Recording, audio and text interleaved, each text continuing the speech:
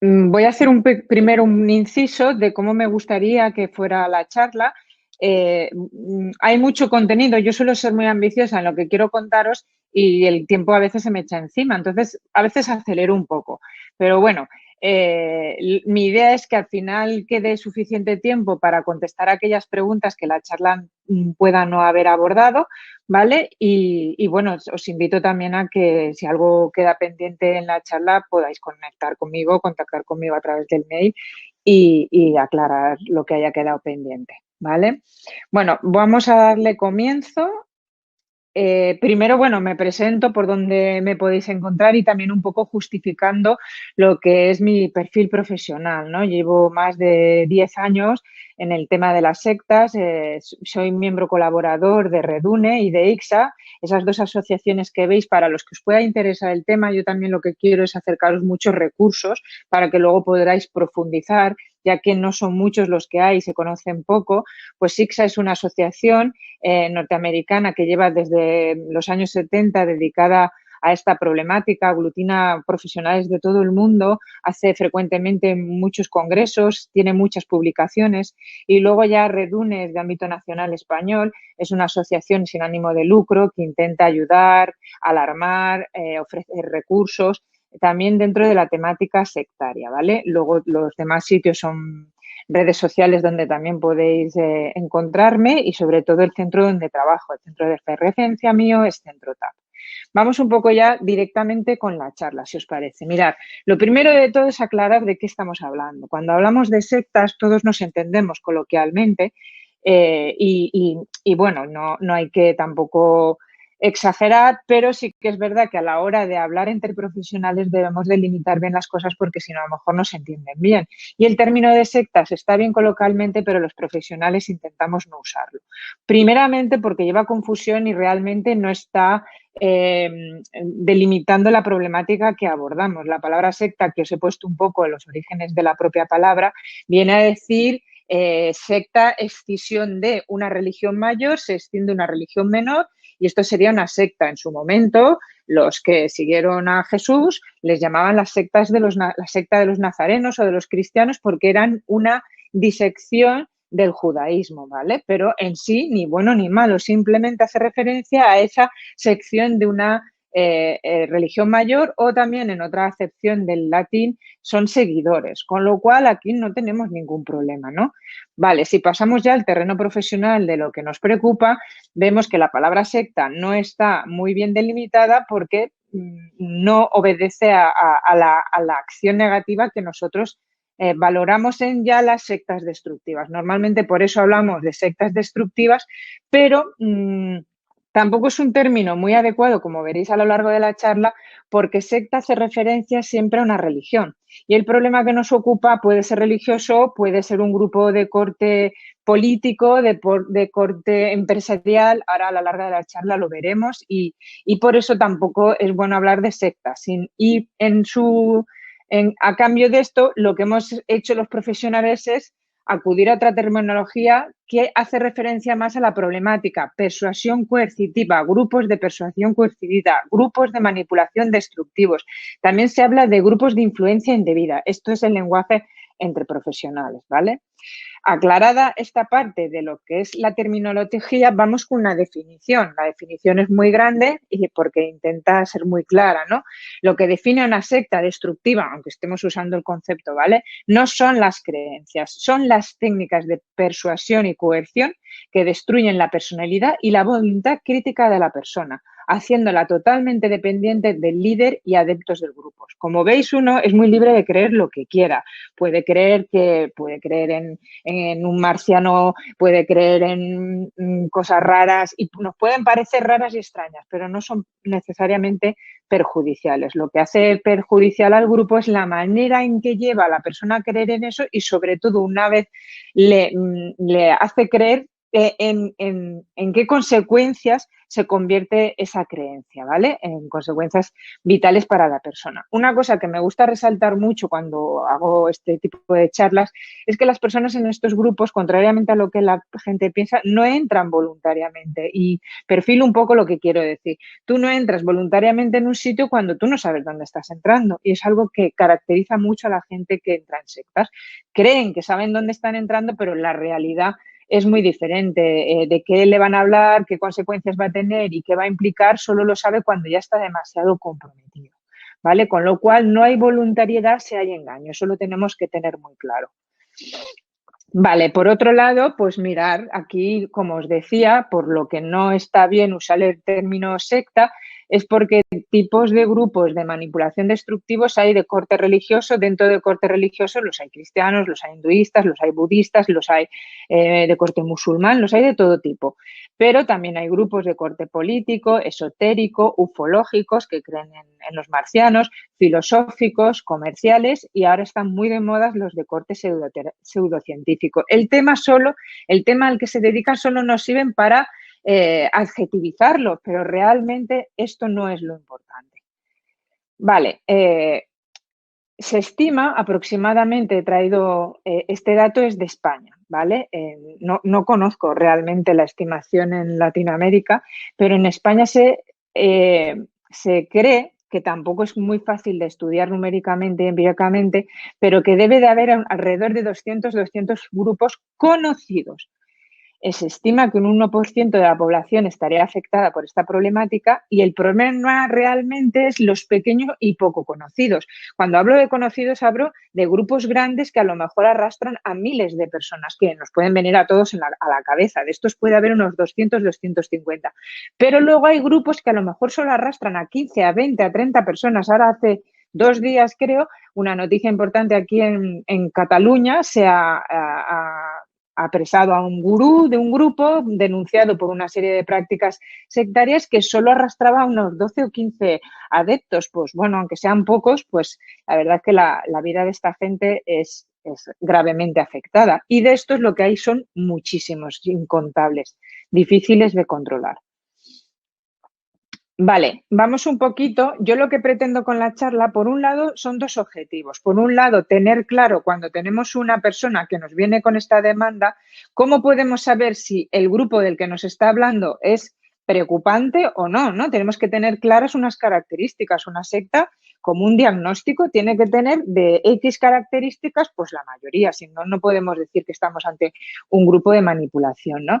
Y por otro lado, lo que pretendo con la charla es hablar ya de las primeras intervenciones que podemos hacer sobre ese adepto o la familia para que podamos ayudarles, ¿no? Entonces, con la idea de empezar a conocer lo que son los grupos, vamos con el perfil de los líderes, cómo son la gente que lidera estos grupos, ¿no? Y de paso yo os voy a ir remitiendo a profesionales que se dedican a esto. Aquí tenemos a José Miguel Cuevas en esta foto, es un profesor de la Universidad de Málaga. Este libro, que ahí no se ve muy bien, pero bueno, buscándolo a él o pidiéndome la referencia os la pasaría, es un libro muy interesante porque él es profesor de psicología en la Universidad de Málaga y es un libro enfocado para psicólogos, ¿no? Un poco valoración, lo mismo que vamos a ver un poco hoy, pero con más profundidad y con más ejemplos, ¿no? Valoración tanto del grupo como de la problemática del adepto como del abordaje clínico, muy recomendable. Pues José Miguel Cuevas dice que las intenciones del grupo son el reflejo de los deseos del líder. ¿Y qué quiere el líder de su grupo? Básicamente estas 4 cosas: bienes, riquezas y propiedad, sexo, poder y reventar el mundo en el que viven. Este último, pues ya depende, pero sobre todo los 3 primeros, dinero, sexo y poder, es lo que es el objetivo final del gurú del grupo, ¿vale? Aquí yo os he hecho muchas referencias, ¿vale? Simplemente para que veamos grupos, para que valoremos grupos. Algunos serán peligrosos, otros más, otros menos. Y documentos que a mí me parecen súper interesantes para aprender de la temática de manera más relajada, ¿no? Hay un documental que a lo mejor muchos conocéis, que es el de Will Country de Netflix. Este documental está basado en un gurú que fue muy polémico en su momento, Osho, y lo que para mí tiene mucho valor de este documental es que está hecho por la mano derecha de Osho en ese momento, que ya vive, y simplemente está mostrando lo que ellos vivieron, cómo ellos lo valoran. Yo creo que simplemente con esa presentación, ya podemos valorar muchas cosas y no podemos decir que nos lo están enseñando desde el aspecto crítico, son ellos haciendo valer lo que fue su grupo. Por otro lado, abajo os he puesto un link hacia otro documental, en este caso ya sí más crítico, es un documental complicado de encontrar y curiosamente lo he encontrado en un canal que no tiene desperdicio, de Raúl Esper, muchos de vosotros lo conoceréis, fue profesor mío de neuropsicología y la verdad es que todo el canal es una maravilla porque tiene muchísimos vídeos y tiene este que hizo un programa de televisión española, Documentos TV, que también os recomiendo para empezar a ver el discurso de personas que han estado dentro, que son críticas y personas que han salido y que no son críticas y vosotros mismos podáis aplicar los criterios que vamos a aprender, ¿vale? Seguimos con el tema del perfil del líder, pues también se les caracteriza por tener un fuerte carisma, esto es una seguridad grande en sí mismos, tienen una gran capacidad de persuasión, los adeptos siempre te hablan mucho de su capacidad de ensalzarte por las nubes, pero también a la vez de degradarte, de humillarte, ¿no? Juegan mucho con el tema de los refuerzos positivos y negativos. Son gente normalmente muy hábil, inteligente. Y luego una cosa que también es característica es que al final dentro del grupo son los que toman todas las decisiones del adepto, ¿no? Hay grupos, por ejemplo, alguno bastante conocido, que toma decisiones de con quién se casa la persona, ¿no? Y estas decisiones pueden ser aleatorias, de pongo aquí una fila de novios, otra fila de novias y se conocen en el mismo día, ¿no? Pues tenemos conocimiento de un grupo que hace esto. Más cosas que caracterizan el perfil del líder serían el tema de los delirios de grandeza y trastornos de personalidad. Esto me lo dicen mucho. Los gurús son conscientes, tienen patologías, están locos, bueno, pues un poco de todo. Desde luego sí que tienen un trastorno de personalidad tendente normalmente al narcisismo. Luego ellos lo que les caracteriza mucho es que se sienten especiales, se sienten con capacidades sobrenaturales, siempre además te cuentan, ¿no? Como pongo ahí, reinventan su biografía para hacerse un poco místicos, para hacerse niños especiales, siempre tienen un pasado muy especial que les convierte en esa persona que luego es de mayor también especial, como gurú. Siempre se presentan a sí mismos como víctimas de la opresión, de la persecución, ¿vale?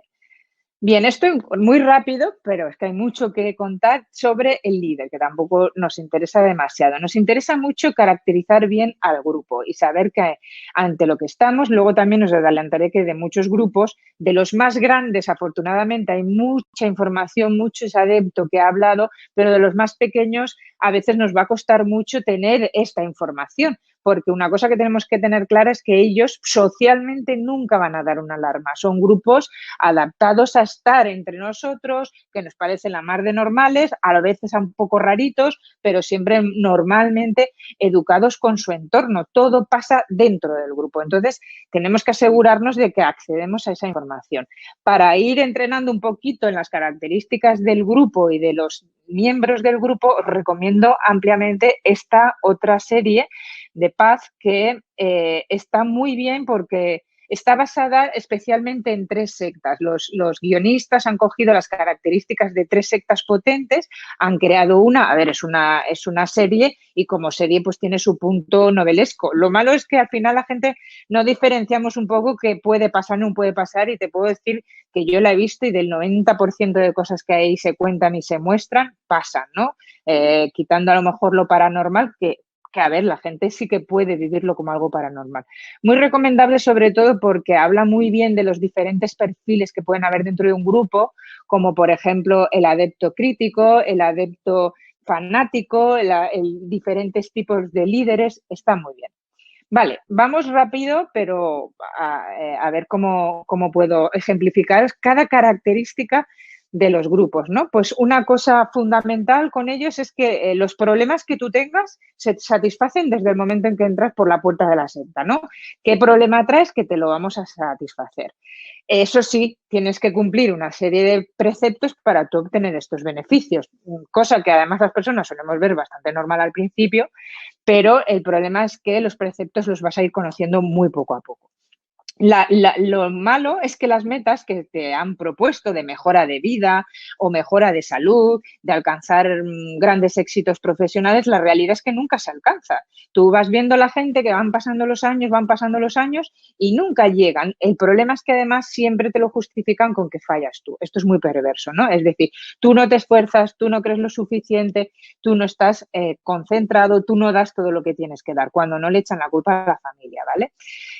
No admiten críticas ni preguntas directas. Yo siempre digo que cuando en los primeros contactos dudemos, hagamos esto, una crítica directa, crítica constructiva o una duda y verás cómo la manera de reaccionar del grupo o es omitiéndola o es devolviéndote la en forma de chantaje emocional, es que no confías, es que no tienes la mente abierta, ¿no? Pero la realidad es que nunca sientan bien muchas preguntas y directas. Son grupos exclusivos con capacidades únicas, ellos tienen algo maravilloso que nadie tiene, ¿no? Porque ellos, como pone aquí, poseen la verdad y solo ellos. Luego, una cosa que llama mucho la atención y que es muy importante tener en cuenta, porque con esta problemática la gente se suele indignar y decir, bueno, son tan peligrosos, tan dañinos, ¿qué pasa con ellas? El problema es que muchas veces son organizaciones lícitas y cuando digo lícitas es que ellas pueden estar reguladas, como pasa aquí en España. Os he traído aquí la página web donde tú puedes buscar las entidades religiosas que están registradas en España como religión. Yo os invito a que paséis por esa página y con vuestros conocimientos de lo que para vosotros es una secta, veáis si no están en ese registro, porque aquí no van a mirar si es una secta, no hay una jurisprudencia española que nos proteja con las sectas, no hay nadie que le ponga ese cascabel al gato, eso es una cosa muy personal que nosotros tenemos que cuidar de no caer, ¿no? Porque desgraciadamente muchas están consideradas religión. Es muy curioso y yo siempre lo resalto que en Francia hay un organismo, Miviludes, que hace mucho tiempo que se dedica al estudio, es un organismo oficial del Estado francés donde valoran qué grupos son sectarios y tienen, igual que aquí, ¿no?, sus criterios y dicen, mira, pues este grupo es una secta. Pues si comparamos la lista de Miviludes, lo que para los franceses podría ser una secta, muchas las encontramos también aquí, ¿no? Es un poco cómo puede ser que lo que ellos valoren dañino para ellos no lo sea para nosotros, pues simplemente porque los criterios a aplicar son muy diferentes, ¿vale? Bien, mirar, os he traído alguna cosita para hacer un poco más distendida la charla. Este es el caso de un gurú español, ¿no?, que está además pendiente de juicio y un poco para que veáis el lenguaje, las cosas que hacen creer. Es un poco delicado, este audio, lo he puesto ahí en el enlace al medio que lo publicó, que es El Español. Vamos con él, ¿vale? Voy a ver si me aclaro con la plataforma y ahora en un momento estamos.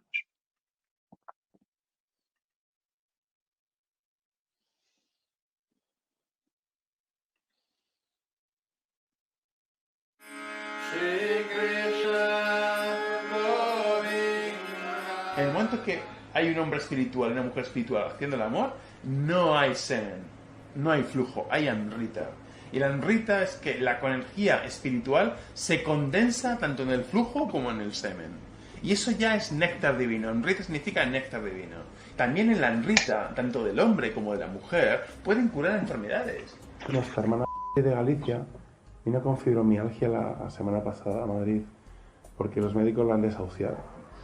Y yo cogí un tarro, un gotero, eché un poco de mi semen con esencia de rosa, la tomó y en 3 días se curó completamente de la fibromialgia.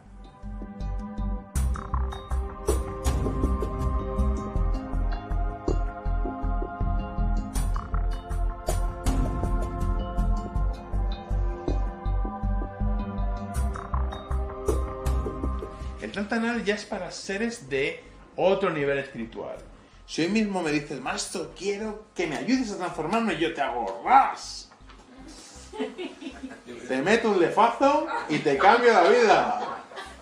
Pero un lefazo místico, un lefazo místico.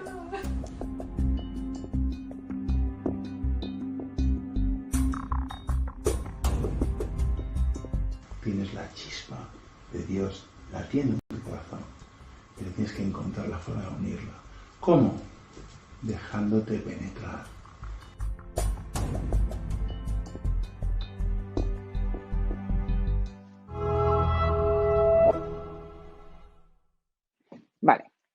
a ver que pongo un poco, me es un poco raro porque me gusta mucho comentar con vosotros, ¿no? Lo que os parece, lo que os sorprende. A ver, como ya he vivido esta experiencia, sé que es un poco fuerte, un poco bastante fuerte. También os digo que esto es descontextualizar algo que la gente no cree tal como abre la puerta. El problema es que esto llega a creerse tras un proceso de manipulación y adoctrinamiento fuerte, ¿vale?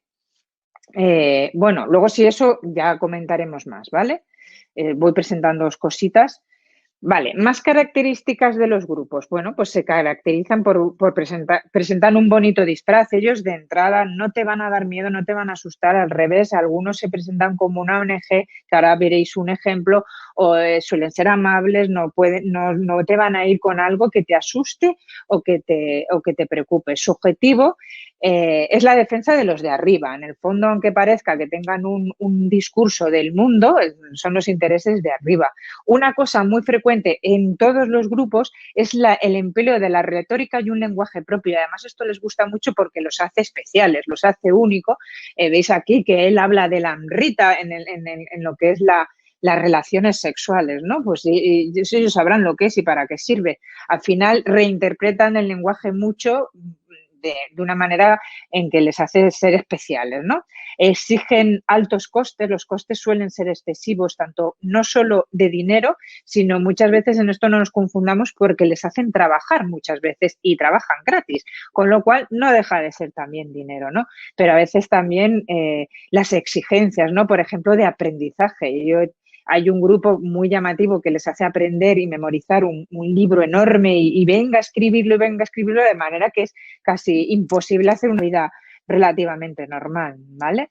Utilizan la persuasión coercitiva, esto es como técnica para hacerles creer en las cosas, y hay un intenso proselitismo. De hecho, esto es algo muy interesante para el gurú por el beneficio que le produce, pero los adeptos lo viven como un beneficio que dan al mundo, ¿no? Cuando tú convences a más gente de lo que para ti es una maravilla y lo mejor para el mundo, es normal que todos cuando creemos que tenemos algo muy bueno, nos gusta compartirlo y convencer a la gente, pero en el fondo es un proselitismo que le interesa al gurú, ¿no?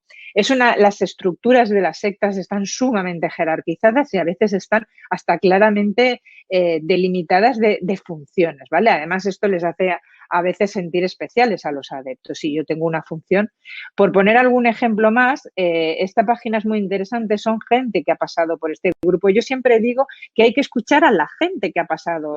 Yo puedo tener mi opinión de un grupo, pero nada como la experiencia en primera persona y no de uno. Cuando tú ya ves que lo que hablan son hasta cientos de personas, como es este caso, que seguramente la ONG os suena, pero no sabemos qué hay detrás de ella, ¿no? Os invito a que curioseéis la página, los comentarios de la gente que ha pasado por aquí. Vale, y ahora vamos a un tema. Ya hemos visto lo que son las características estructurales y ahora vamos a ver cómo puede este señor, por ejemplo, el Lama Losel, convencer a alguien de esas burradas que está diciendo, ¿no? De porque bebe su semen le cura la fibromialgia a una mujer, ¿no? ¿Cómo puede llegar a uno a este punto? A través de estas técnicas de persuasión que los grupos ponen en marcha sobre sus adeptos y los especialistas diferenciamos tres tipos, las de captación, las de adoctrinamiento y las de retención. Resalto mucho esto porque fijaros que para mí son básicas tenerlas muy presentes siempre, incluso las tengo escritas en consulta, por dos motivos. Una, porque me van a ayudar a diagnosticar, ¿no? Me van a ayudar a ver y valorar la problemática en su justa medida. Y otra muy interesante es que frente a un adepto, esto es lo que hay que ayudarle a entender y a relacionar adecuadamente. Cuando él empieza a entender cómo funciona un grupo de manipulación, cómo ejerce esa manipulación, puede conectar lo que le está pasando, le da un nuevo sentido a lo que está viviendo. Vamos con ellas, ¿vale? Hay técnicas de persuasión que están centradas en el control ambiental y físico. ¿Esto qué quiere decir? Pues el grupo lo que va a intentar producir es aislar al adepto. Cuando tú tienes a una persona aislada, tanto de los amigos, de la familia, de sus redes de apoyo, muchos dejan el trabajo a raíz de entrar al grupo, estudios o aficiones, ¿no? Y ya el colmo del aislamiento es cuando hay un cambio de residencia, que hay grupos que sí que lo hacen. No hay nada como poner a otra persona a vivir en otro sitio y a lo mejor con adeptos para aislarlo, ¿no? Y el aislamiento que produce una menor capacidad crítica, menor contraste, menores argumentos que me puedan hacer pensar. Porque también otra técnica es el control y manipulación de la información, es decir, en una era como la que tenemos de Internet, cómo mucha gente que está en estos grupos no entra y lee sobre lo que se está diciendo de ellos, porque normalmente esto el grupo o lo negativiza o directamente lo prohíbe, ¿eh? Hay grupos que en Internet está Satanás, con lo cual los adeptos no se van a acercar. Siempre van a intentar tener un control, una manipulación sobre la información crítica. Y luego lo que ya os decía antes, hay una manipulación del lenguaje, pero a muchos niveles, ¿no? Hay una cosa que se usa mucho en los grupos de manipulación, que es, por ejemplo, con el concepto de apego, ¿no? Que los psicólogos trabajamos tanto. Ellos negativizan mucho el apego. El apego directamente no tiene que ser ni seguro, ni inseguro, ni bueno, ni malo, ninguno. Porque si tú tienes un apego, eres débil. Y de esto suelen convencer de un modo u otro a todos los adeptos. ¿Vale? Entonces el apego acaba significando otra cosa. Mirad, este no os lo puedo enseñar, es un vídeo que os había traído, os invito mucho a que veáis este documental maravilloso, porque aquí hago un alto y es este tema del yihadismo, ¿no? ¿Qué es? Es como la radicalización extrema de este proceso sectario, ¿no? Donde van a poner en juego su vida, pero son gente también manipulada y adoctrinada. Os ponía este documental donde además se veía el trocito que os había puesto, es como este imán que vemos ahí con las barbas, que tiene un nombre que para mí es difícil de pronunciar, está precisamente abordando al niño que se ve en el cartel y cómo el niño repite como un mantra una serie de rezos en los que está diciendo que se va a cargar a todos los infieles en nombre de la yihad, ¿no? Pero el documental se enseña que es un niño con muy pocas posibilidades que su padre ha llevado allí porque le han prometido estudiar y además cuando termina de decir la oración, este señor le da dinero, que seguramente cuando apagan la cámara se lo quita, ¿no? Pero podemos entender que en realidad hay una serie de necesidades que está manipulando. Es muy buen documental. Vale. Más técnicas de control ambiental físico, pues estaría evidentemente el control y ya el abuso sobre la economía, el tiempo y las decisiones. Sobre la economía, por eso que os decía, por los costes, el tiempo en el sentido que van a estar todo el día por y para lo que es el grupo o el mensaje del grupo, unos rezando, otros teniendo tratamientos, otros trabajando. ¿Vale? Debilitan el estado físico y psicológico porque, por ejemplo, en el caso del niño que os había enseñado, ellos están todo el día repitiendo el Corán y repitiendo máximas de defensa contra el enemigo. Eso es agotador, tanto psicológicamente como físicamente. Físicamente es muy frecuente que les pidan pues dormir poco, comer poco. Tú debilita a una persona físicamente y será mucho más fácil que no piense adecuadamente, ¿no? Que no tenga esa capacidad de defensa ante lo que estás diciendo de juicio crítico. Hay un refuerzo constante de conductas positivas y negativas para el gurú. Si tú haces lo que él quiere, te va a alabar, te va a poner como ejemplo, y si tú no haces lo que él quiere, te va a castigar, o físicamente, o verbalmente, o ridiculizándote. Vale. Aquí no, simplemente presentaros que quizás a lo mejor algunos lo conocéis, ¿no? Es interesantísimo este canal de YouTube de Carlas Tamayo. Yo con él ahora he colaborado bastante últimamente, pero él hizo unos primeros reportajes muy interesantes infiltrándose en una secta muy conocida de aquí de España que se llama el Palmar de Troya. Y además el pobre chaval iba sin ningún conocimiento de la situación, con lo cual iba muy inocente. A mí de Carlas me gusta mucho que no se burla, no se ríe, bueno, a veces es muy simpático y eso, pero es bastante educado en cómo confronta las cosas, ¿no? Y él poco a poco se ha metido en este tema de las sectas y curiosamente esto le lleva fue una carambola que hizo el chaval a conocer a alguien que sin querer le da a conocer otro grupo de tipo comercial, totalmente distinto. Uno era religioso fanático, basado en el cristianismo, y este es de corte empresarial, que te voy a hacer rico dominando unas técnicas que te voy a enseñar. Lo que me gusta mucho de Carlas es que me decías que son lo mismo, o sea, hacen lo mismo con los chavales, les condicionan la vida igual y está muy bien para que comparéis y sepáis qué valorar en cada momento y también un poquito cómo abordarlos. Está bastante bien. Vale, seguimos con las técnicas de persuasión coercitiva, hemos hablado de las físicas, ahora vamos a hablar cómo generan ese control emocional, ¿no? Exigen, primero es que te lo exigen, una entrega afectiva total y entusiasta, además que ellos suelen ser contigo entusiastas, con lo cual tú tienes que ser incondicional. Si no, también juegan mucho la intimidación y a la amenaza. Al final, los adeptos muchas veces tienen miedo de ser pillados, de ser descubiertos, de ser expulsados. Se juega con el desprecio, la humillación y el rechazo. Eso tenéis que ver vosotros que, como psicólogos, ¿no? Todos sabemos el fenómeno de cómo nos influye lo que vemos, por ejemplo, en el experimento de Haas, de las rayitas, ¿no? Cómo por el hecho de que los demás contestaban la opción incorrecta, creo que conoceréis este experimento, ¿no? La presión social, uno duda de decir lo que sabe que es verdad y al final mucha gente ante la presión social cede. Imaginaros en un grupo cerrado en el que todos son mis compañeros y encima me humillan o me desprecian. Eso tiene un efecto educador en todos los demás muy complicado. Ellos otorgan el perdón y fomentan mucho el sentimiento de culpa. Cuando un adepto sale de un grupo se siente culpable por todo lo que hizo mientras estaba en el grupo, por todo lo que supuso el grupo para su familia, por haber creído en lo que ha creído, por tener una vida ahora muy desestructurada. El sentimiento de culpa es muy fuerte en ellos. Hay una reestructuración negativa del pasado y de la identidad. Todos los grupos cogen tu vida y te la releen.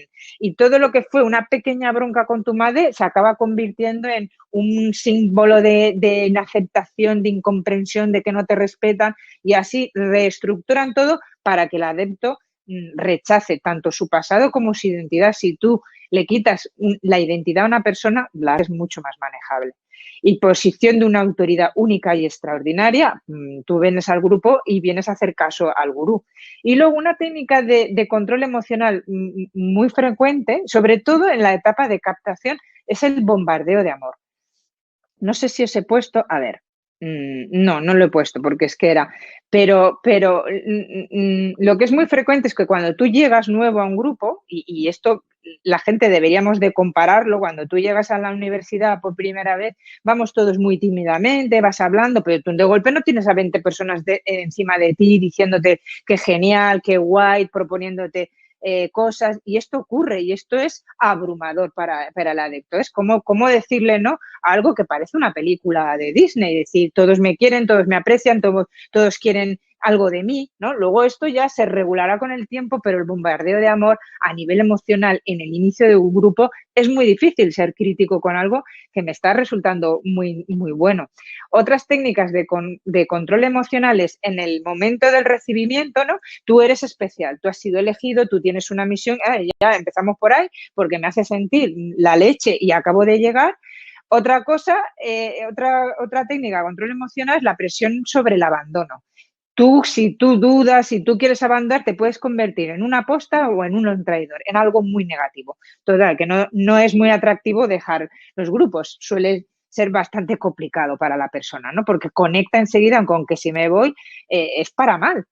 Vale, y luego una cosa muy eficaz a nivel de control emocional es esto, las expulsiones ejemplares, de manera que todos vamos asustados de ser expulsados, cuando muchas veces además las expulsiones no es que las hacen, es que si no me expulsas se iba. Y os he puesto aquí un pequeño ejemplo, ¿no? De una carta de la Watchtower, no sé si conocéis, que por ejemplo Michael Jackson era testigo de Jehová desde que nació, testigo de Jehová, de hecho su madre sigue siéndola, ¿no? Pero en un momento dado él conecta con una serie de circunstancias, además las podéis leer fácilmente en foros y cosas así, sobre todo porque empezó a nivel familiar a traerle complicaciones porque una hermana suya había salido y los testigos cuando salen del grupo no pueden hablar con su familia. Entonces él no podía hablar con la hermana, total que se veía venir que lo iba a dejar. En el año 87, él fue muchos años y hizo lo que todos los testigos de Jehová hacen, mientras él fue testigo de Jehová, aunque fuera el que hizo Thriller, ¿no? Es decir, él iba por las casas, porque eso es una misión que ellos tienen. Bueno, que me enredo. La carta esta la hizo la Watchtower, que es es el otro nombre con el que se conoce a los testigos, para expulsarlos. A él no se fue, a él lo expulsaron. Imaginaros el efecto de control emocional si este señor, que es la leche, en el año 87 es expulsado, pues bueno, los pobres mortales, ¿no? En ese sentido es muy eficaz a nivel emocional. Seguimos con las de control emocional, anulación del pensamiento crítico e identificación con la doctrina por encima de las leyes y las personas. Esto es algo muy importante para el grupo. Y un ejemplo que os he puesto aquí, entre paréntesis también, es el tema de las bandas, los latín, los nietas. Nos alejamos un poco de la visión, ¿no? de grupo sectario, pero funcionan exactamente igual. Lo que pasa es que la presión en este sentido es mucho mayor, por ejemplo, porque ellos tienen que imponerse a la ley. Es decir, si tengo que robar o si ellos tienen, por ejemplo, algunos grupos, ¿no? Por ejemplo, una prueba de iniciación en una banda, puede ser que yo tuve un caso así, subas a un metro y pinches a 3 personas. Claro, a ver, eso está por encima de las leyes sociales, pero como el grupo está por encima de esas leyes, tú tienes que obedecer. Eso genera una serie de efectos muy perjudiciales porque tú te vas a poner en el punto de mira de la policía, te vas a estigmatizar, en fin. Otra cosa que funciona muy bien a nivel de control emocional y que lo hacen todas es la confesión de conductas y pensamientos desviados. El tema confesión está muy presente en cualquier tipo de grupo. Tú tienes que ir diciendo siempre lo que haces, lo que piensas, lo que has hecho, hasta llega un punto en que incluso si te inventas las cosas, tampoco importa, porque para ellos lo que es importante es ese poder que le da la información sobre el adepto a nivel emocional. Si tú confiesas, por ejemplo, la duda de tu sexualidad, eso es algo que ellos pueden hacer valer un día. Yo recuerdo una paciente que les había enseñado mails de su madre, un poco privados, y ellos lo tenían. Entonces ella luego llevaba muy mal que ellos tuvieran ese mail, a ella le hacía sentir chantajeada, ¿no? Luego glorificación del grupo y rechazo del resto. Ellos se sienten blancos y el resto es negro, negro, negro radical. Polarizan la manera de contemplar el mundo en el adepto, ¿vale? A ver, sé que voy un poco rápido, pero es que me gustaría que me diera tiempo a repasar todo. Vale, otras técnicas de persuasión coercitiva es la inducción de estados disociativos y esto, para conseguirlo, cada grupo tiene a lo mejor su método, ¿no? Uno muy frecuente es el uso de drogas. Habéis oído hablar mucho de la ayahuasca, peyote y todas estas drogas que conectan con lo místico, en realidad tienen un impacto en la persona, porque luego yo te voy a interpretar lo que tú has vivido, lo que tú has sentido de la manera que a mí me interese, ¿no? Síndrome de abstinencia sin ayuda médica, personas que a lo mejor tienen una drogodependencia entran a veces en estos grupos y les hacen pasar unas experiencias de desenganche tremendas, ¿no? Otra manera de inducir esos estados haciendo repetir mantras, hablando lenguas, meditación, oración, directamente pedir en no pensar, mentes en blanco, todo esto para producir efectos disociativos de mucho impacto emocional. Otros métodos, pues la sugestión, la hipnosis, el trance, todo técnicas que pueden producir situaciones muy extrañas, difíciles de entender para el adepto y que van a ser reguladas en su significado por el grupo.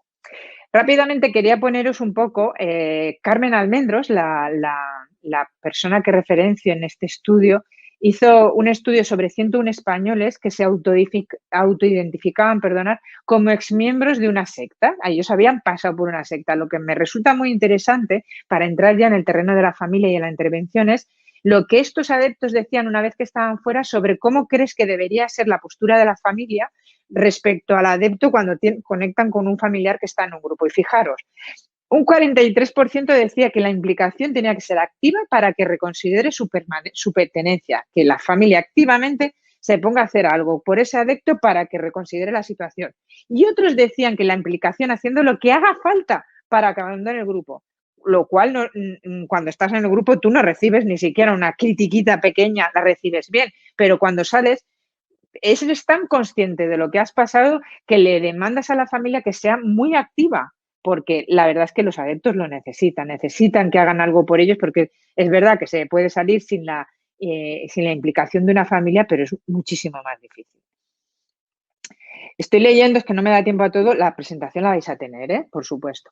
Vale, de cara a la familia, una cosa que yo quiero siempre hacerles valer por encima de todo, sobre todo los primeros días que conectan conmigo, es que no se han de dejar llevar por esa personalidad sectaria que ha implantado el grupo. Esto es muy importante. No es un niño o un marido que está rarito por algo, no es él. Yo siempre pongo el ejemplo de la muñeca rusa, ¿no? Que son como muchas capas. En el fondo, dentro, en la pequeñita, está la persona que conocemos, que nos quiere, que nos trata bien. Fuera le han puesto como una serie de capas que están basadas en la doctrina del grupo y en lo que al grupo le interesa. Y por eso no contactamos emocionalmente con él. Suelen vivir la experiencia, es muy duro estar con un adepto y más si es un familiar.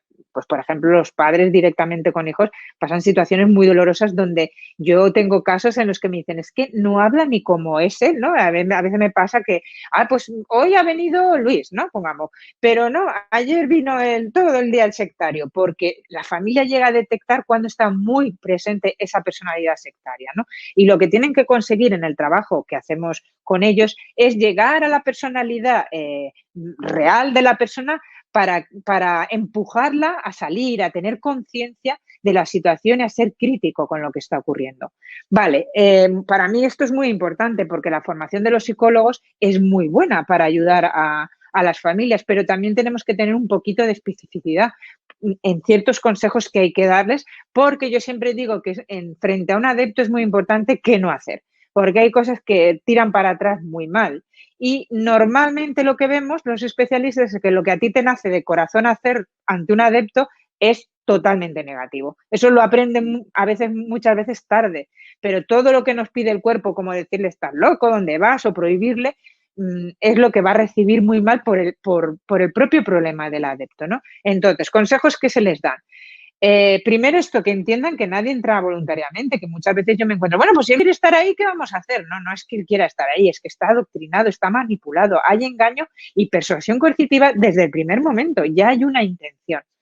Es muy importante también que la familia se informe, pero informe, que esto es algo que a veces nos cuesta, porque es un tema que nos es extraño. A veces la gente tiene miedo y hay que ayudarle a que no tenga miedo, ¿vale? Para eso es muy bueno acudir a asociaciones especializadas en esto, donde van a tener mucha información y donde también vas a lo mejor poder conectar con otras familias que te hagan sentir menos raro, menos, a veces las familias vienen con mucho sentimiento de culpa. ¿Cómo ha podido meterse ahí con la familia? Nosotros estamos bien, está demostrado, eso es un mito, que el perfil de las familias no es ni mucho menos desestructurado, igual que el perfil del adepto. Creo que os he puesto algo, pero bueno, ya os comento que yo he visto investigaciones de una muestra amplia donde la mayoría de los adeptos a sectas, como dato curioso, por ejemplo, pues tienen estudios universitarios y dices, a ver, que su capacidad crítica la deben de tener algo bien para llegar a tener estudios universitarios, el manejo de la información. Eso no, inteligente o no inteligente no estoy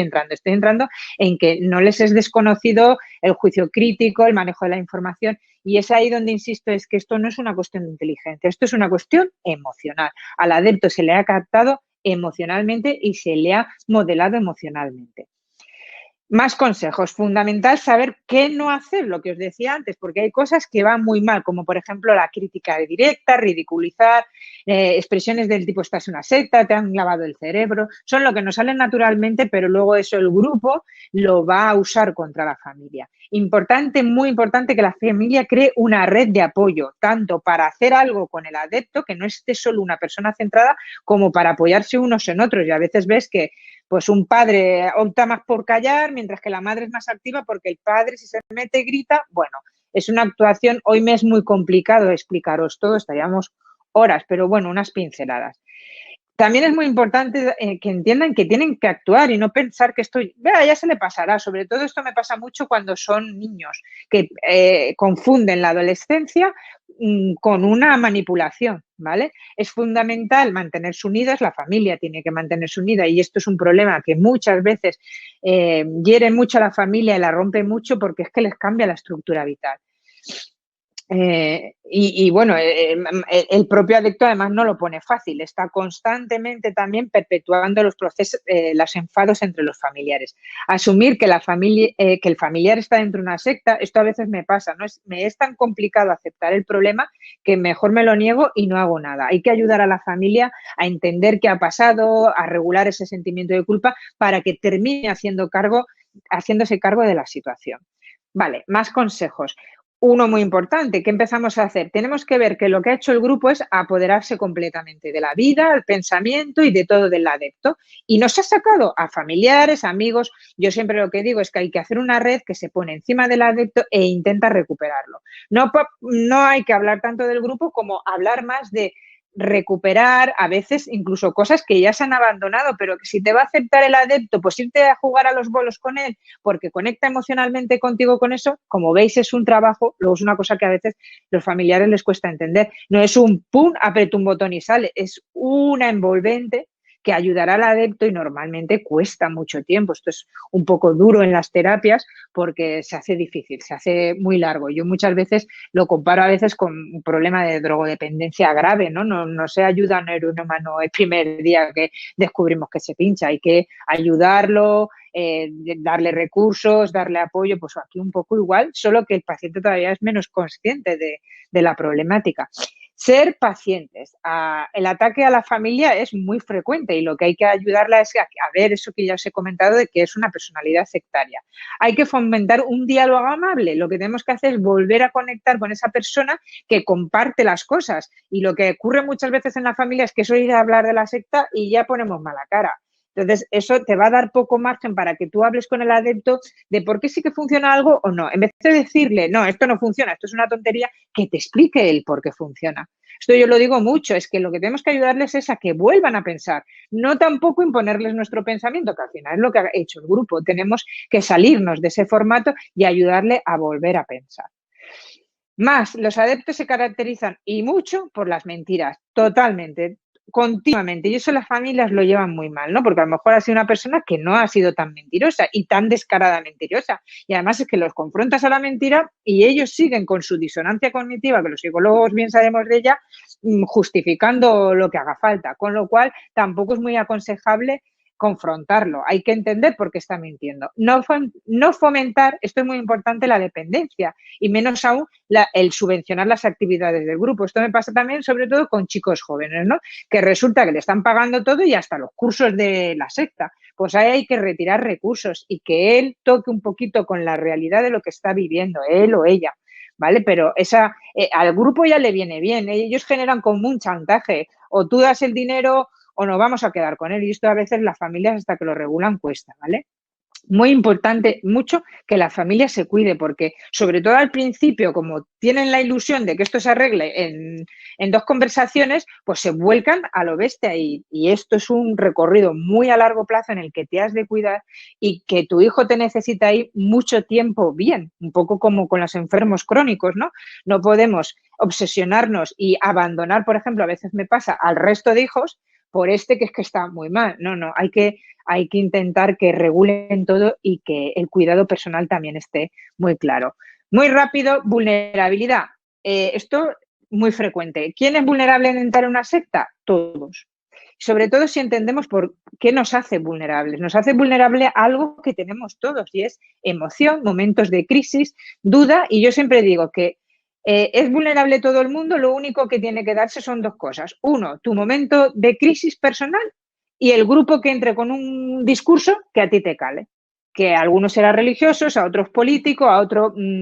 pero darme un tema y os presento un grupo. O sea que todos somos vulnerables. Y os he puesto una imagen llamativa de Steve Jobs, que supongo que conoceréis. Para mí es como un referente muy claro de lo que estoy diciendo. Este señor, cuando le diagnosticaron el cáncer y lo puso en su biografía oficial, pues imaginaos el impacto emocional, quien no tiene un impacto horrible, ¿no? Ante eso. Y él tenía como un gurú de cabecera, era bastante místico y ascético y claro, le trasladó su angustia. Y del gurú oyó cosas mucho mejores que de las de los médicos, que le plantearon un futuro incierto ante la muerte. Y el gurú le dijo, no, tú de esto te curas, tú déjame, que yo te hago un plan y tú te curas. Bueno, al cabo de 3, 4 meses, no sé, no os digo de memoria, se dio cuenta, conectó con que no estaba mejorando y entonces se puso en manos de médicos y tristemente él llegó a valorar que eso había sido una pérdida de tiempo muy importante. No sabemos si estaría vivo porque tenía un cáncer muy especial, pero él lo quiso poner como advertencia a la gente, ¿no? No es un tío tonto, nadie tenemos a Steve Jobs por un tío tonto, pero es un tío como todos, con una emoción, con miedos, con angustias, con dudas.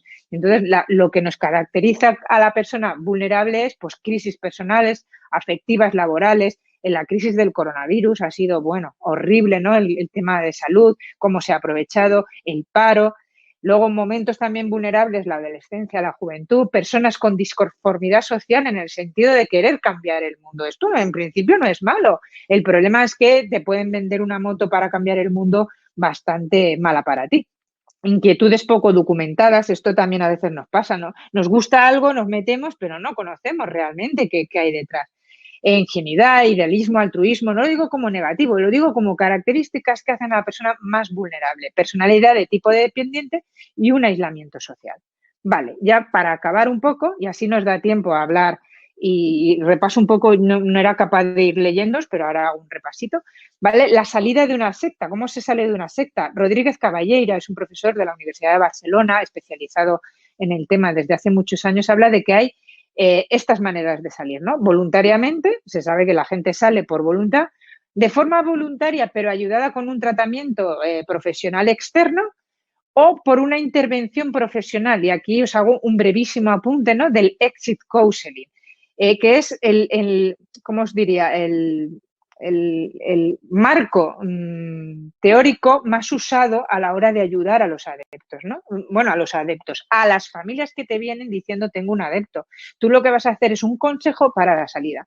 Vas a asesorar, vas a ayudar a entender, a comprender, a ver qué se puede hacer para que la familia provoque esa salida, o a lo mejor te vienen, y esa es una intervención directa que hacemos a veces, te traen al familiar y tenemos una intervención directa, que eso es bueno que la tenga un profesional y no la familia, porque que no salga bien y se lleve mal con el profesional no es problema. Pero a veces eso, si se ha hecho un buen trabajo más amplio, facilita que la persona termine valorando lo que le estás planteando. Luego también se sale por medio de una expulsión o mediante desprogramaciones no voluntarias. A ver, actualmente esto está en mínimo uso porque fue algo que se usó mucho en los años 70 cuando esta problemática estalló como consecuencia de algunas sectas que tuvieron movidas muy grandes, como el Templo del Pueblo, ¿no? Muchos de vosotros lo conoceréis, ¿no? 900 muertos. Aquello fue un antes y un después a la hora de valorar en la problemática sectaria.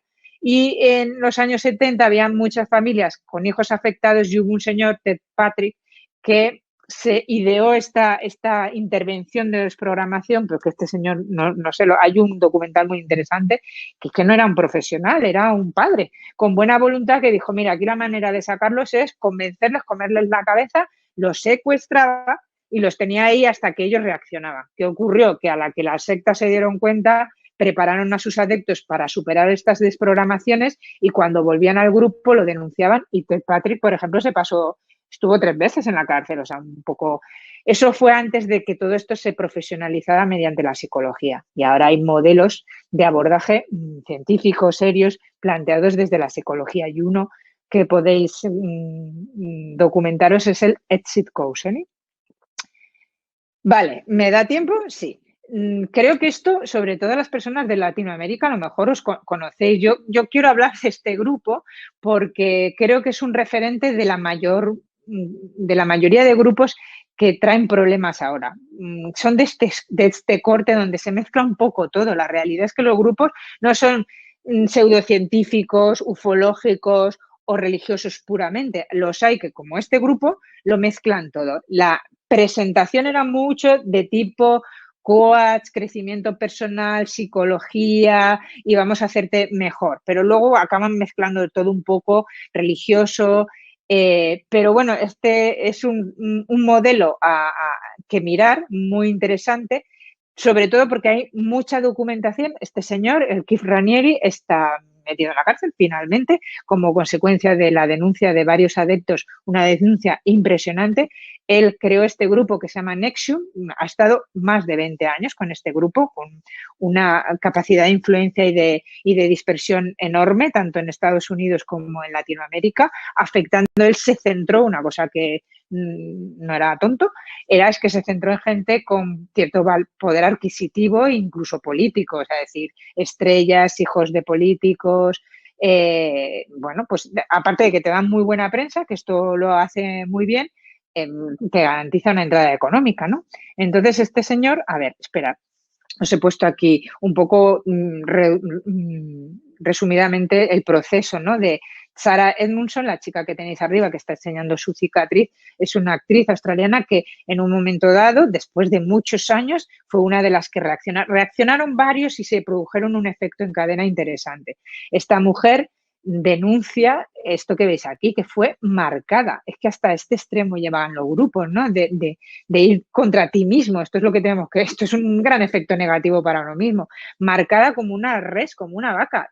Con un cauterizador le marcaban estas letras que veis aquí, ¿no? Keith, la K de Keith y la R de Ranieri. Luego, además, se supo que dándole la vuelta también obedecía a las iniciales de Alison Mack, que es una A y una M. Esta chica que hay abajo era como la mano derecha y sobre todo la que llevó el grupo de mujeres como más en las que hubo un peor efecto, ¿no? Eran las mujeres marcadas y las siervas sexuales de este tío. Lo triste de Alison Mack, que esto lo veréis también mucho en los grupos, ¿no? Son víctimas y verdugos. Esta chica no ha reaccionado y le ha costado la cárcel. Hay otras personas que sí que han llegado a reaccionar. Por ejemplo, tenéis estos dos documentales súper interesantes porque lo bueno es que uno de los adeptos que salió era director de cine y era como el jefe de prensa de este tío y lo grababa todo. Entonces tienen un material y tenemos un acceso a ver cómo es la evolución de todos ellos y del propio grupo muy interesante para ver cómo se van viciando las cosas, cómo ellos van aceptando, cómo ellos mismos se van controlando. De Bow, el primero en HBO, y Seduce, el segundo, es también muy interesante, es una mujer que muchos, los más mayores, nos acordaremos de la serie de Dinastía. Esta mujer salía en esta película y es espeluznante como ella cuenta que al grupo llevó ella a su hija y su hija se quedó y ella fue muy crítica desde el primer momento. Es una mujer además muy beligerante y también es verdad. Lo bueno de que fueran gente con recursos es que al tener recursos no han parado hasta que han podido con él. En este segundo documental, madre e hija cuentan su experiencia. Esta mujer lo pasó muy mal porque su hija no estaba reaccionando cuando le iba a suponer prisión y pasó miedo, pero sabía que tenía que hacerlo cuando ya la cosa estaba tan mal porque o salía o se quedaba y afortunadamente la chica en un momento dado reaccionó y colaboró. Os he puesto este vídeo, sí, yo creo que da tiempo. Vamos a ver un poquito que explica muy bien cómo funcionan ellos. Esperad, a ver. El vídeo os lo puedo referenciar, o sea, es un noticiero creo que mexicano. Lo que me gusta mucho es que hace un recorrido rápido sobre los inicios y sobre todo espeluznante que muestra el vídeo en el momento en que la chica es marcada. Y es muy llamativo, lo explican muy bien cómo hay que a veces prestar atención, o sea, ella no está siendo forzada, está desnuda, hay varias mujeres, algunas desnudas, ellas no. Ella cuenta en el documental muy bien que ella pensaba que iba a un tatuaje. Cuando llega allí ya no es un tatuaje, ya es una marca con un cauterizador, pero como ella poco a poco, a pesar de que se le encendían las alarmas, poco a poco la presión de grupo iba haciendo que ella cediera y hay un momento en que cuando ella ya ha sido marcada, empieza a dar las gracias, empieza a sentir amor y paz. Es muy llamativo y muy interesante. Con esto ya sí que hemos acabado. Perdonar porque he ido a toda velocidad, soy muy consciente, pero también me interesaba mucho que ahora pues hagamos un repaso sobre las preguntas que me hayáis ido poniendo y lo que haya podido quedar un poco en el aire. Si queréis aprovechar para ir preguntando, pues voy leyendo, ¿vale? A ver. A ver.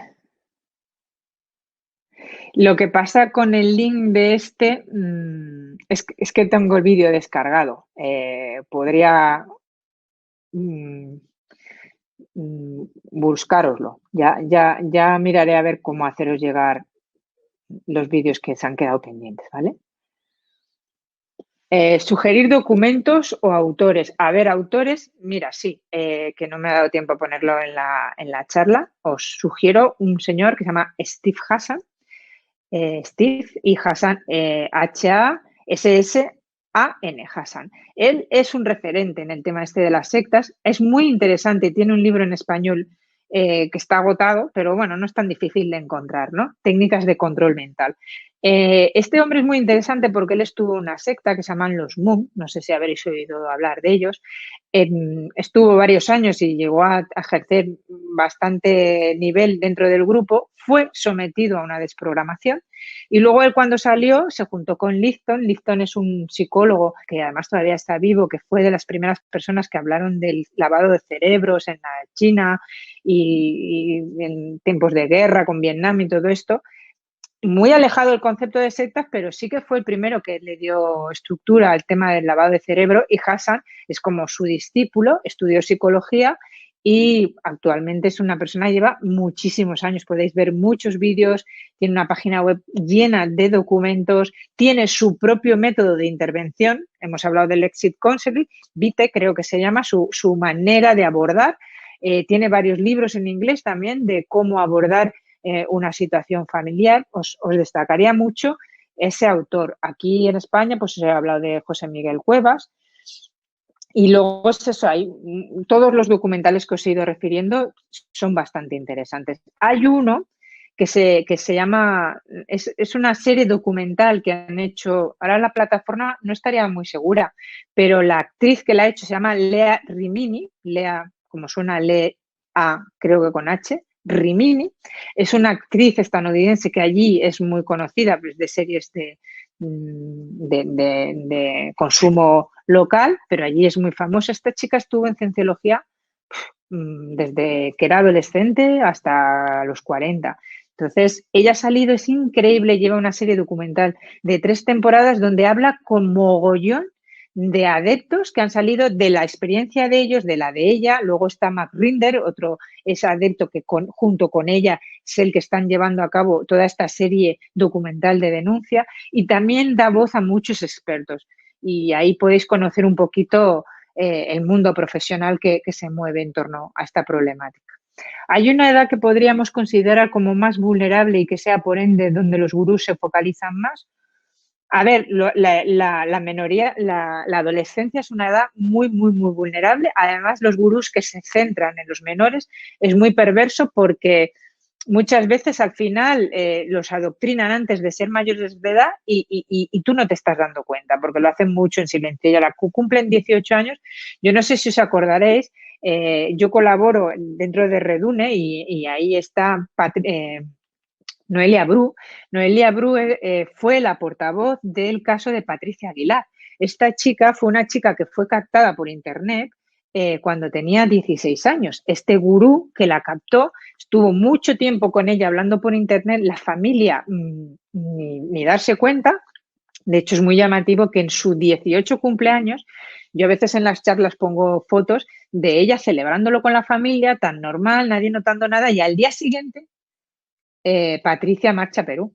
No había salido casi nunca de su casa y de golpe hace un pedazo de viaje porque él la había adoctrinado y la había preparado para que se fuera con él, sin que la familia sospechara nada. Es cuando empezaron a mirar, que se alarmaron, y fue un caso muy mediático en España. La familia se volcó mucho, y menos mal, porque si tardan un mes más de lo que se tardó, posiblemente Noelia, Patricia estuviera muerta, porque la encontraron en la selva en unas condiciones súper precarias alimentarias y con una niña que había tenido con el gurú, ¿no? Buscar vídeos de hecho, hay un canal de Patricia Sos que se puso en marcha cuando se quiso dar voz a la necesidad que tenía la familia, y ahí mismo veréis, hay unos cuantos vídeos. Hay uno de un momento en que Patricia accede a tener una entrevista con un periodista peruano para que la familia la deje en paz y que no la sigan buscando. Solamente esa entrevista, cómo ella la aborda, cómo habla, cómo niega lo evidente, ¿no? Como que el periodista le dice, pero es que yo he ido a donde dices que tenéis la asociación, porque ella se justificaba diciendo que estaba en una ONG trabajando con este señor, ¿no? Y el periodista le dice, pero si allí no hay nada. Y sí, señor, sí que hay algo. Además, ella ha cambiado en muy poco tiempo el acento. Esto también es síntoma de que la persuasión y la coerción está teniendo efecto, ¿vale? Pero sí, es muy delicada también pensar que los adolescentes están empezando a estructurarse, a valorar, a tener criterio. Si viene alguien y se los quiere anular son más vulnerables. ¿Cuáles son las consecuencias, daños más comunes en las personas que han pasado por estos grupos y logran salir de ellas? Lo inmediato es un problema de adaptación, imagina, sobre todo dependiendo del tiempo que lleve la persona. No es lo mismo llevar 3 meses, un año, que 20 años, ¿no? La gente del Palmar de Troya, del que os he hablado con Carlos Tamayo, hay gente que ha salido y no ha visto un móvil en su vida. O sea, y no ha visto una cuenta bancaria y no sabe lo que firmar es un contrato de trabajo, con lo cual imaginaros el trastorno adaptativo que estas personas sufren. Luego les han inducido muchas fobias, muchos miedos, hay muchas cosas del cuerpo doctrinal que han abandonado que hay que regular porque ya no saben en qué creer, tienen un sentimiento terrible hacia la gente, ¿no? De quién me fío, de quién no me fío. Aún así, muchas veces te das cuenta que siguen teniendo cierta ingenuidad, ¿no? Que hay que trabajar muchas veces después de que salen, ¿no? Esos serían como los más relevantes. Luego, dependiendo de lo que haya vivido en el grupo, pues si ha habido abuso sexual, pues imaginaros las secuelas que pueden quedar, ¿no? A ver.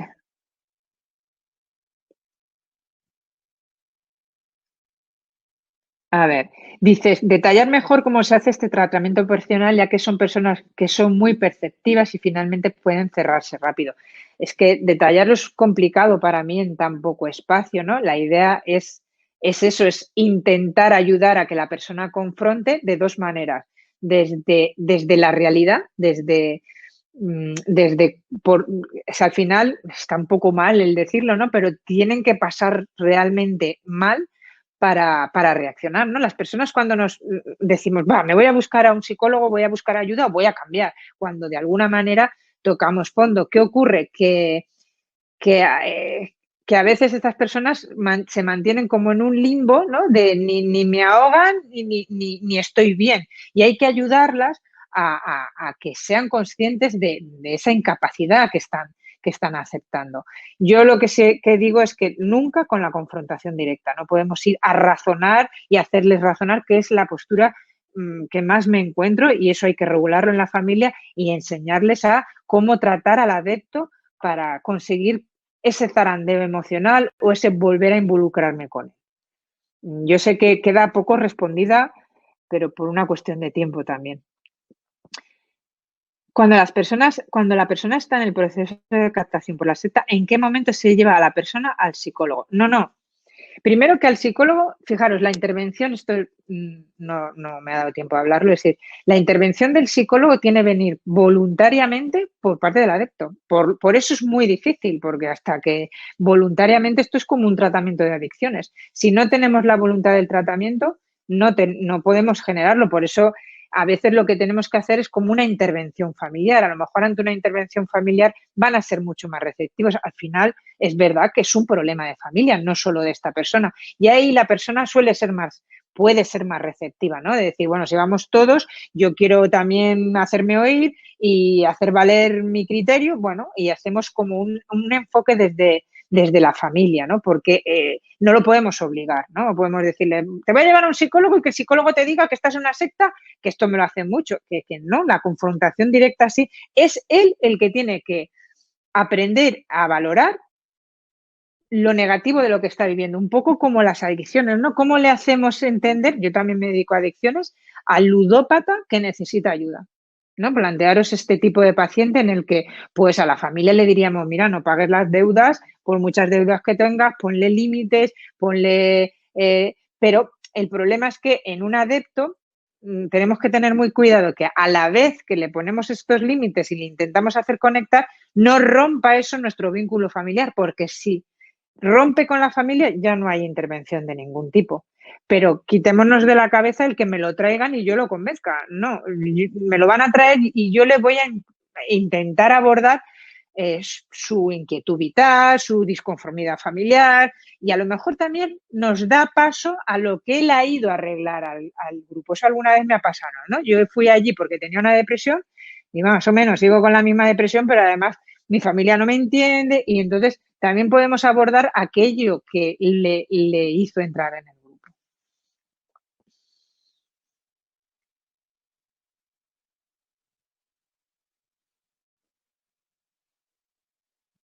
Mira, esta pregunta que me hacéis aquí es muy interesante, Marce. En estos casos podemos decir que hay brotes psicóticos a causa del nivel de manipulación, como trabajando con personas que han experimentado delirios auditivos y visión en esos lugares. Mira, una cosa súper interesante que plantea la compañera. A mí me han diagnosticado a más de un paciente adepto a una secta de esquizofrénico.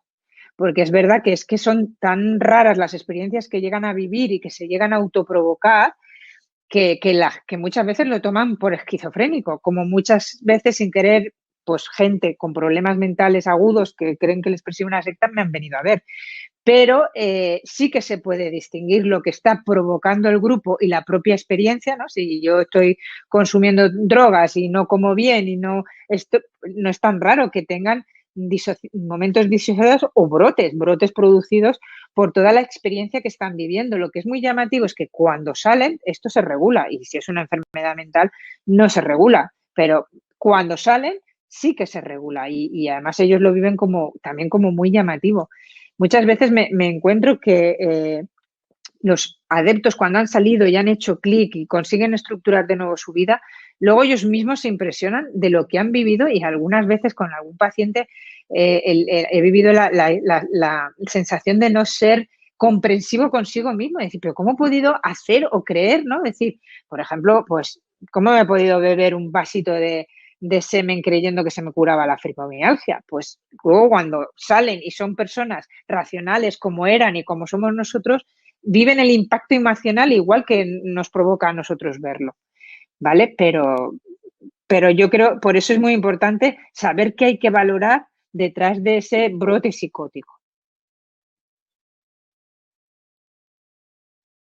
Dices que, ¿cómo es el proceso de reintegración social? Mirar, esto es muy triste a veces porque si la persona ha estado demasiado tiempo y no le queda gente fuera, por ejemplo, yo he visto volver a la gente a los grupos.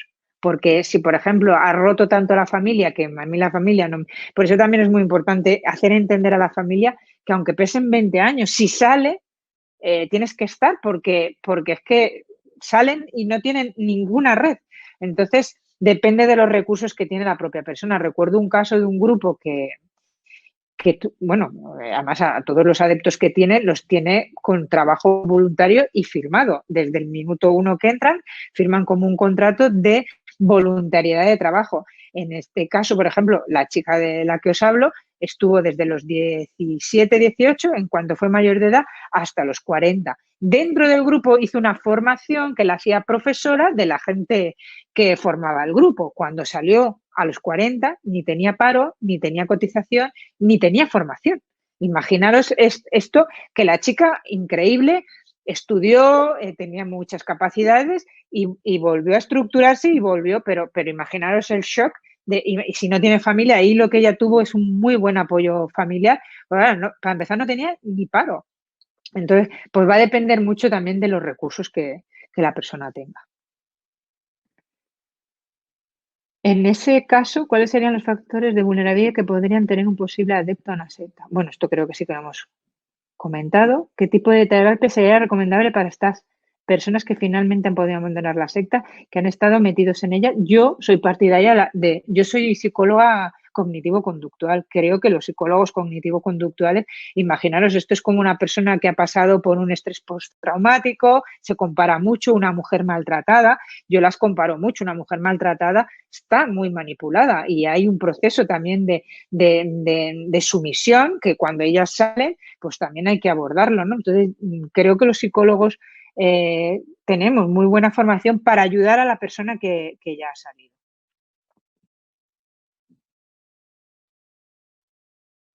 Libros interesantes, pues hay un montón. Os recomiendo este de Steve Hassan, no sé. Luego hay uno que se llama así, Sectas, de una escritora alemana, también, perdón, americana. No sé, puedo mandaros si queréis referencia de unos cuantos libros que yo considero interesantes. Si leéis en inglés, sí que hay, ya os digo, entrar en la página de ICSA. Además, ICSA ahora tiene un congreso online muy interesante, puede resultaros también, se hace más cercano a todo el mundo. ICSA tiene un libro que está ahora promocionando, hecho por varios expertos de la plataforma. ICSA es ICSA. Ponéis ICSA Cults, porque si no hay muchos ICSAs en la red, y os saldrá. Ahí están, ellos facilitan un libro de varios expertos tratando diferentes posturas. Por ejemplo, no es lo mismo tratar, que esto no lo hemos hablado, pero es importante también, no es lo mismo tratar un adepto que ha nacido en un grupo que un adepto que no ha nacido. Es mucho más complicado para el que ha nacido, porque el que no ha nacido tiene un referente de sí mismo. A lo mejor si se ha entrado muy joven, tampoco mucho, pero sabe lo que es la vida sin ese grupo, cómo era él, cómo era su familia. El que ha nacido dentro, y ya ni te cuento, si además la familia se queda en el grupo, está totalmente falto de referentes y de ubicación en el mundo exterior. Y ICSA lo que va haciendo es tratar por capítulos diferentes temáticas importantes e interesantes en la temática sectaria. Sí, pero pones aquí, bueno, la amrita es un término empleado por él, pero tengo entendido que significa algo a nivel espiritual. Ahora no me acuerdo qué, pero bueno, luego él lo hace servir como él quiere, ¿no? Este hombre decía que, pues eso, que su semen tenía poderes curativos y con la tontería, pues se acostó con muchas de las mujeres.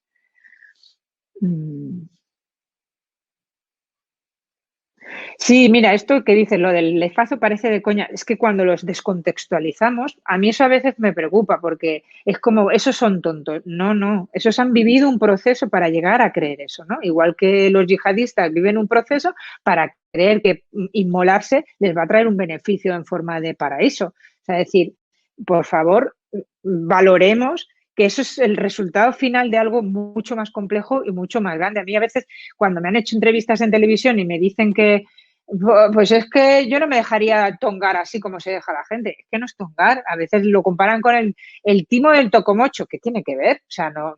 O sea, estamos hablando de gente con una preparación, con unas capacidades de influir muy potentemente. Por otro lado, la psicología social nos demuestra que somos muy influenciables. Ayer mismo veía un experimento que yo no conocía, que se hizo creo que en los años 50 o por ahí, de cómo entra un tío en un ascensor y entran 5 compinches, ¿no? Y se ponen a mirar hacia la pared. Y el otro que está mirando hacia las puertas, ves cómo la gente al final se siente rara, se siente intimidada y se gira como todos. Y nadie le ha dicho nada y tampoco él ha planteado nada. Es algo muy pequeñito, pero es muy significativo de que somos muy influenciables. No vamos a ser influenciables con la primera frase, si empieza por la anrita, el semen y que nos vas a curar. Pues hombre, por ahí no empiezan nunca. Lo que pasa es que hay que tener conciencia de que esto es lo que pasa, porque si no también lo que ocurre es que, bueno, déjalo, se están tocando sus cuencos y no pasa nada. Sí, sí que está pasando. Lo que pasa es que cuesta mucho sacarlo a la luz, porque además los adeptos cuando salen tienen una cosa muy mala y es, tienen un sentimiento de culpa y de vergüenza tan grande que mejor me callo. A veces también además tienen miedo, con lo cual no hay conocimiento de esta problemática. Nos parece que le pasa a 4 y no os cuento, o sea, yo puedo haber visto al año a lo mejor hasta 100 casos, o sea, y no creo que a mí me llega una parte muy pequeñita. O sea, es decir, cuántas cosas hay que no llegan a pedir ayuda. Vosotros sabéis que en términos de psicología no se cuentan las depresiones que se atienden clínicamente, ¿vale? Y no por eso la depresión es un mal menor. Vale. ¿Son solo mujeres o es también con hombres? No, si estás por el grupo de este hombre, Antonio Valdés, que preguntaba esto, eran hombres y mujeres y además en este sentido, bueno, depende de los gustos sexuales del gurú. Tampoco todos los grupos. El sexo siempre es muy tocado porque, fijaros, es una cosa muy importante en nuestra vida y si lo alteras, pues alteras un poco la dinámica de la gente. Pero puede ser en exceso o en celibato. En celibato, en hacerse sentir culpable. Yo tengo un artículo del Palmar de Troya que ahora está más calmado a pesar del el revuelo que ha habido, pero en los años 80 era un grupo que traía muchas portadas de una revista española que se llamaba Interview. Y recuerdo el caso de un chico que se castró. Les hace sentir tan mal el grupo con sus apetencias sexuales que este chico que no veía salida a que, por ejemplo, tuviera una eyaculación nocturna con la que él conectaba muy mal, y dijo, mira, pues yo lo resuelvo rápido, me la corto y ya está. Imaginaros, o sea, nos estamos yendo al otro extremo, ¿no? Pero la cuestión es tener alterada las cosas fundamentales de la vida de una persona.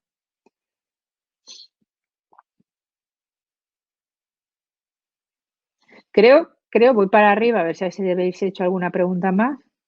Me resulta curioso que en las sectas rechacen el apego, pero que se genere dependencia del líder. Claro, es que el apego es el que ellos deciden y tú a mí sí que me tienes que tener apego. Que además, fijaros una cosa, es muy llamativo a propósito de esta pregunta que haces. Ellos tienen normalmente un lenguaje muy familiar. O sea, al gurú no es raro que le llamen padre, que entre ellos se llamen hermanitos o hermanos. Hay un concepto de nueva familia entre ellos, pero la verdadera. Esta es la verdadera familia, no a la que tienes que tener apego, a la que tienes que tener una incondicionalidad que si yo te digo que hagas algo que va en contra de tu integridad, lo haces.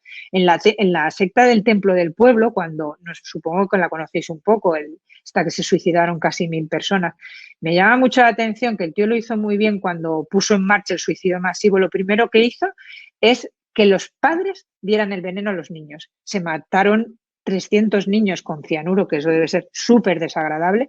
Fijaros él cómo sí que manejaba bien los conceptos de apego. Si tú matas un hijo, lo siguiente que tú puedes hacer contigo mismo es matarte, ¿vale? Pero era por la familia, que además utilizaba, él se hacía llamar padre y utilizaba esta concepción familiar, aunque luego el apego real, el que tú traes genuino, eso es lo peor de lo peor, eso es Satanás. Bueno, a ver, mira, esto es interesante también lo que dices. Una secta sin la presencia de un líder.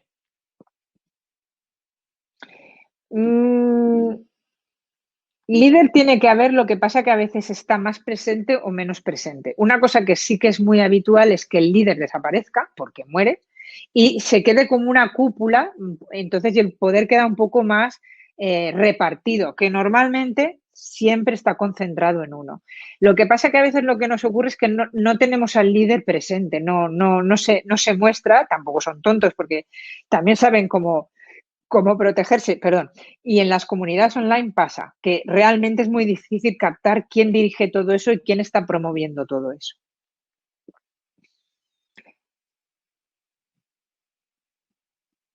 ¿Se produce? Sí, mira, esto que dice, se produce un síndrome de Estocolmo. La realidad es que se han comparado muchas veces.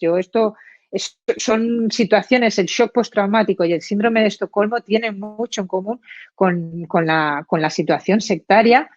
Al final, el síndrome de Estocolmo, sobre todo, precisamente su nombre viene por una mujer, ¿no? Que fue captada por unos ladrones de banco y la chica que era víctima acabó reclutada por los ladrones, ¿no? Y viene a ser un poco lo mismo.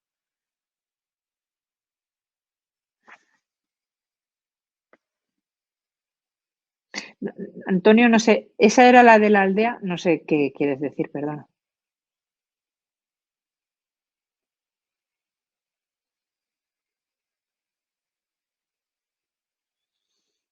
Vale, bueno, más o menos. eh, esperaros, no sé si da tiempo. A ver, voy a buscar.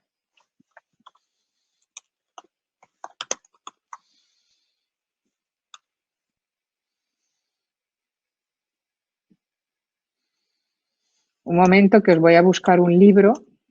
Me tenéis que dejar. Es que no sé.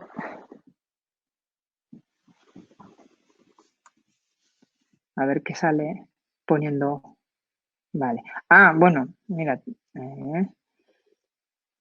Hay un autor, también son libros. El problema es que algunos son muy antiguos, pero por ejemplo, mirar, se me había olvidado el caso de Patricia Aguilar. Hay una amiga, Vanessa, una periodista, que ha recopilado todo lo que ocurrió antes de que Patricia marchara, cómo fue el proceso de captación y cómo fue el proceso también de recuperación. El libro se titula, a ver si lo veo aquí, Hágase tu voluntad. Está muy bien. Espérate. Espera.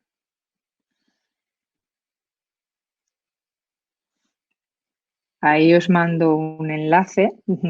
Ella es Noelia, la persona que os decía que es la que más cubrió los medios, por ejemplo, de comunicación, ¿no? Se dividieron mucho las... A ver, espera. No os mando el libro, os mando... Lo he puesto en el chat, ¿sale? Sí, vale. Os mando una noticia donde lo presentan, ¿vale? Por ir un poquito más rápida. Estaba mirando otros libros que salen. Sale uno ya muy clásico y también a lo mejor un poco difícil de encontrar, que está... ¿Dónde está? Se llama Sectas... O sea, hay un autor que se llama Pepe Rodríguez. Pepe Rodríguez es un periodista que se dedicó en profundidad al tema de las sectas y él tiene muchos libros. Esto si metéis vosotros mismos Pepe Rodríguez, sectas, tiene específicos, por ejemplo, de la secta Moon, tiene uno que nos muestra las similitudes de un proceso de adoctrinamiento, de adicción con los procesos adictivos. También está muy interesante, ¿no? ¿Qué cosas tienen en común el tema de ser dependiente de una secta con una adicción? Y lo que no me sale es el de la Ali Heights. No sé.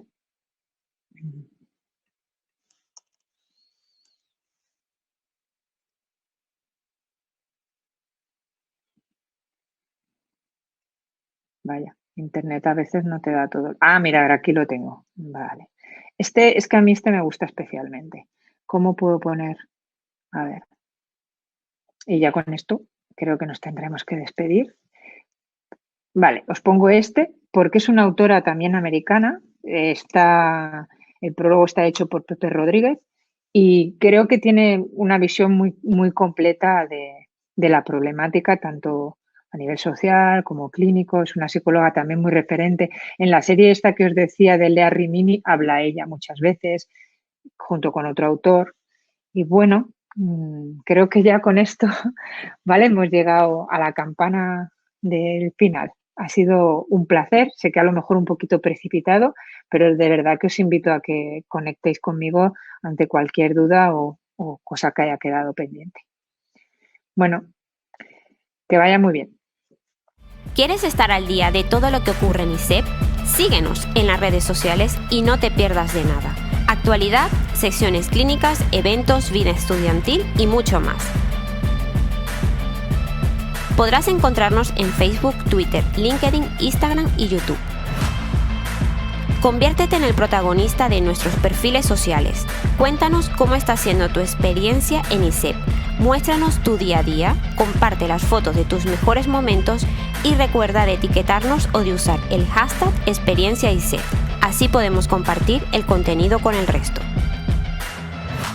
ISEP, un lugar donde las grandes cosas pasan. Con ISEP siempre sumas.